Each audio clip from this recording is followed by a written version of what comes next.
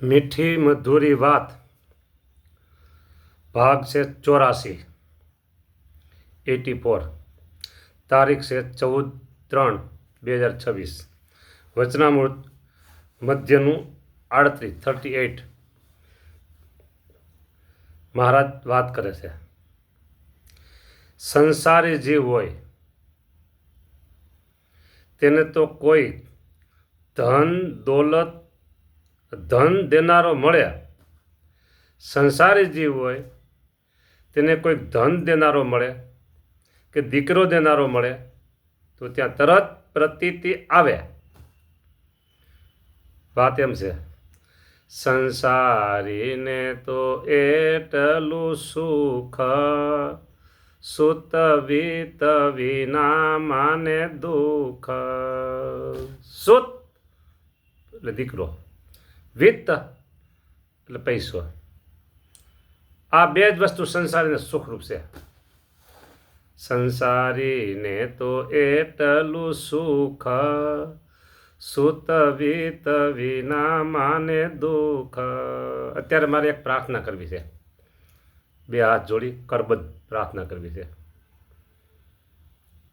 પ્રાર્થના કરવાનો હેતુ દયા રહી છે જેના દિલમાં, નથી ઘટમાં ઘાત. સંત વિના સાચી કોણ કહે, સાચા સુખની વાત. સંતને માર્ગે ચાલ્યો છું,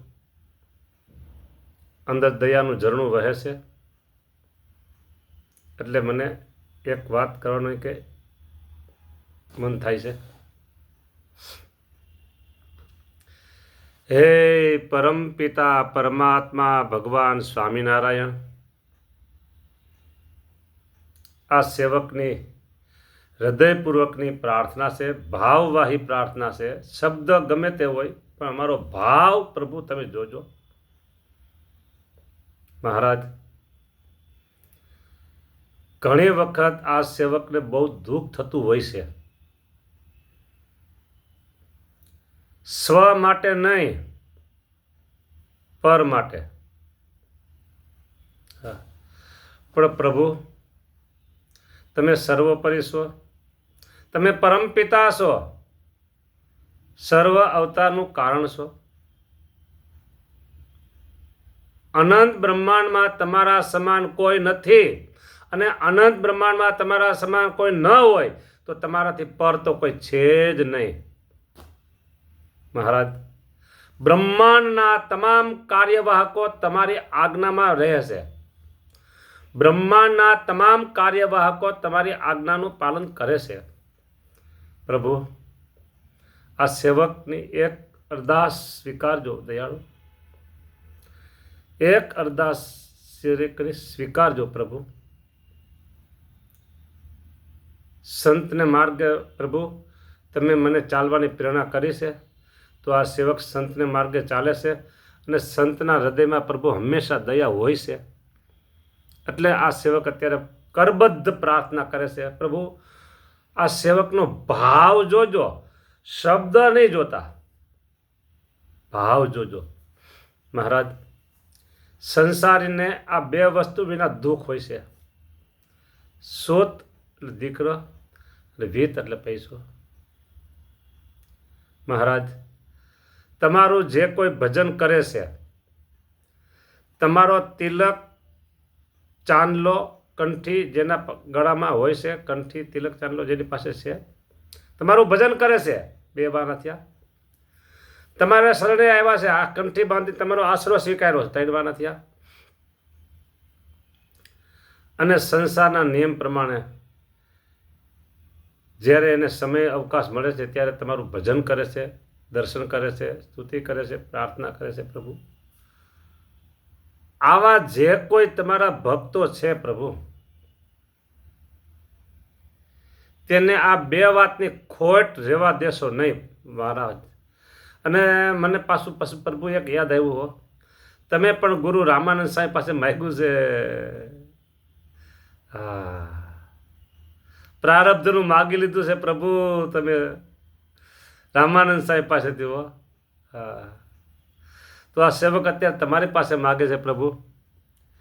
દયાળુ, હે વાલા, હે મહારાજ, હા હા હા દયાળુ, કોઈ પણ તમારો ભક્ત હોય પ્રભુ, એને ક્યારે અન્નનું દુઃખ ન રહે મહારાજ, અન્નનું દુઃખ ન રહે, વિત્ત પૈસાનું દુઃખ ન રહે મહારાજ. અડધી રાતે ઉઠી અને કોઈની પાસે લાંબો હાથ કરવા જાય ને મહારાજ, બહુ એના માટે સંકટ છે પ્રભુ. કોઈને આવો પ્રસંગ આપશો નહીં પ્રભુ.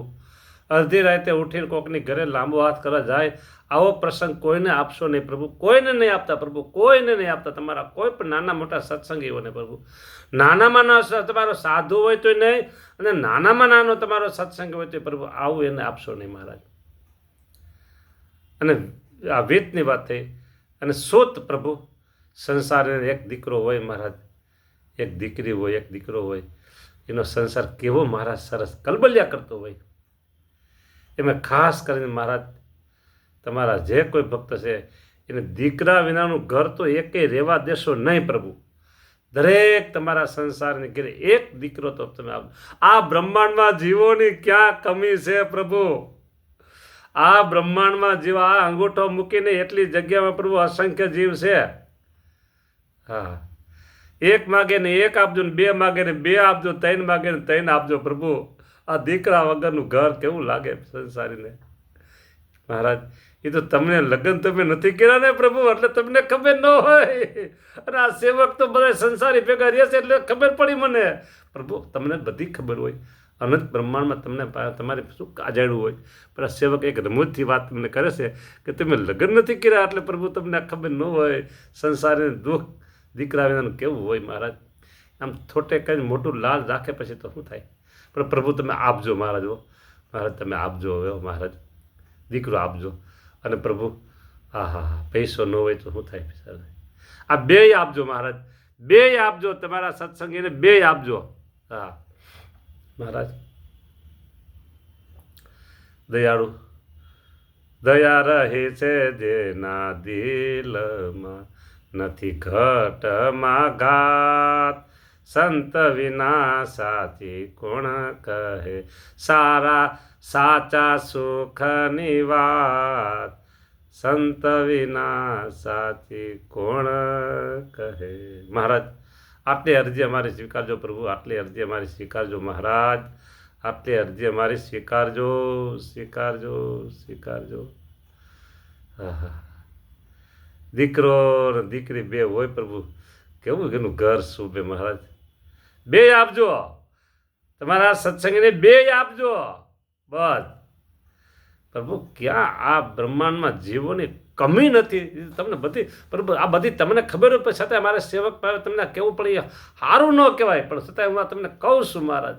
હા, આટલું કીધું છે. અને દયાળુ, આ સેવકને અહીંથી ગળેથી લઈ, જીભથી ગળેથી લઈ, હોઠથી ગળેથી લઈ અને નાભી સુધી વિશ્વાસ છે, નાભી સુધી ભરેલો છે વિશ્વાસ છે અમને કે તમે અમારી વાતને સ્વીકારશો, સ્વીકારશો, સ્વીકારશો, જરૂર સ્વીકારશો મહારાજ.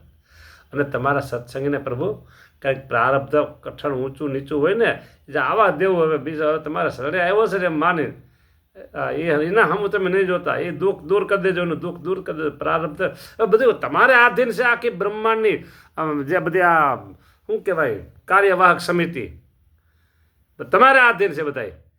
એનું પ્રારબ્ધ ગમે તેવું હોય, તમે ધારો એટલે બધું ફરી જાય. હા, તો હવે પ્રારબ્ધનું કે બાનું પ્રભુ કાઢશો નહીં. હો આગલા જન્મના કર્મ બર્મ હવે જાય બધા, તો બ્રહ્મ અગ્નિમાં હોમી દે એટલે જાય, સ્વાહા સ્વાહા સ્વાહા બધું જાય. હા, આગલા કર્મ જન્મના કર્મ બર્મ તમે એનું બાનું નહીં કાઢતા પ્રભુ, કે આવા છે એમ નહીં. હા, અને આજે પ્રભુ વાતમાં આવ્યું ને, ઓલા એક હતો નાનો ભગત, અડધો રૂપિયાનો આવ્યો હતો. તમે કીધું ને કે લાય લાય લાય લે, લઈ લીધો, હાથો હાથ લીધો. ઓલા બાકીના હતા કેટલા હતા? 40 ને 500 રાડ હતા. હા, તમે આના વખાણ કર્યા હો અડધા રૂપિયાના મહારાજ. તો દયાળુ ભક્તોના ગુના હમું નહીં જોતા, એના દોષ હમું નહીં જોતા, અપરાધ હમું નહીં જોતા. બાળક પ્રભુ નવી નવી વાતો યાદ આવે. મારે કથા તો કરવી નથી, શું કરવું હવે? કથા વાંચવી તે નહીં મચે, કાંઈ નહીં, ન મચે કાલે વાંચવું. હવે હું તો ઘણું જીવવું છે આપણે તો. એક બાળક એની માતાના પેટમાં હોય પ્રભુ, બાળક એની માતાના પેટમાં હોય ત્યારે આમ હલનચલન બાળક કરતું હોય અને માતાને સોડ આવે એટલે દુઃખ આવવું પડે. કોઈ માતાએ પ્રભુ લખ્યું છે કે આ તારીખે આટલા વાગ્યે તે મને પીડા આપી હતી, દુઃખ આપ્યું હતું, આવું પ્રભુ કોઈ માતાએ લખ્યું છે? મને ખબર નથી. તમને ખબર હોય, તમે ભગવાન છો, તમને ખબર હોય. હા, લખ્યું હોય તો તું તારો જન્મ થાય, તું બારો આવે પછી એક કે એક ત્યાં જે મને બધી મેં નોંધ લખી એનો હું બદલો લઈશ. આવું કોઈ માતા લખે? કોઈ એવી અભાગણી માતા હોય જ નહીં, લખે જ નહીં. તો પ્રભુ તમે માતા પિતા જ છો ને? તમે માતા પિતા જ છો ને પ્રભુ, સંસારી જીવનના અમારે માતા પિતા તમે છો. તો ભક્તોના ગુના સામુ દયાળુ તમે જોશો નહીં, એના વાંક ગુના સામુ જોશો નહીં. જે કાંઈ હોય ને પ્રભુ એ બધું જવા દેજો, વંટોળિયામાં એનું જાય બધું ઉડીને ક્યાંય. સમર્થ ધણી તમે છો પ્રભુ. તો અમે સમર્થ ધણીનું શરણ લીધા પછી એ રે તો સારું ન કહેવાય ને પ્રભુ. તમે બધું જાણો છો, અંતર્યામી છો, તમે બધું જાણો, સર્વ કરતા હરતા નિયંતા દાતા ભોગતા બધું આ તમે છો. મારા તમે માતા, તમે પિતા, બધું તમે છો. તમારા સિવાય બીજું કંઈ અણુ માત્ર આ દુનિયામાં કંઈ છે નહીં. તો દયાળુ આટલી મેં વાત આ સેવક ભાવે, દાસ ભાવે, ભક્તો માટે કરી છે, મારા માટે બાર જ મેં નથી વાત કરી હો. કારણ મને તો પ્રભુ તમે હો આ બ્રહ્માંડમાં કોઈને નથી આપ્યું એટલું તમે મને આપી દીધું છે પ્રભુ. પરિપૂર્ણ છો, પરિપૂર્ણ છો. શરીર સ્વાસ્થ્ય સારામાં સારું આપ્યું પ્રભુ, શરીર સ્વાસ્થ્ય સારામાં સારું આપ્યું પ્રભુ તમે. અને આ બ્રહ્માંડમાં કોઈને નથી આપ્યું એટલું તમે મને આપી દીધું પ્રભુ.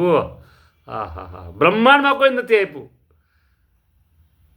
એટલું તમે મને, તમારી મૂર્તિ તમે મને આપી, આથી બીજું શું હોય પ્રભુ? કયો બારું હવે. અરે તમારા ભજન કરવાની તમે મને તકો આપી છે, શક્તિ આપી છે, શરીર સ્વાસ્થ્ય આપ્યું છે, મને આપ્યું છે ને પ્રભુ. સ્વામિનારાયણ સંપ્રદાયમાં, મહારાજ સ્વામિનારાયણ સંપ્રદાયમાં કોઈને નથી આપ્યું એટલું તમે મને આપી દીધું છે. એટલે મેં મારા માટે માગ્યું નથી, તમે મને આપી દીધું, માગ્યું નથી, પણ મેં ભક્તો માટે માગ્યું છે. એ તો તમારે આપવું પડે હો પ્રભુ, આપવું પડે હો. આપશો દયા આપજો. બસ તથાસ્તુ કહીજો મહારાજ, એટલું કહીજો એટલે હું રાજી થઈ જાઉં. એટલે પછી આ કથા પૂરી કરી દો. તથાસ્તુ મહારાજ, તમે તથાસ્તુ કહી દો. તથાસ્તુ જય સ્વામિનારાયણ. બસ હવે બરાબર.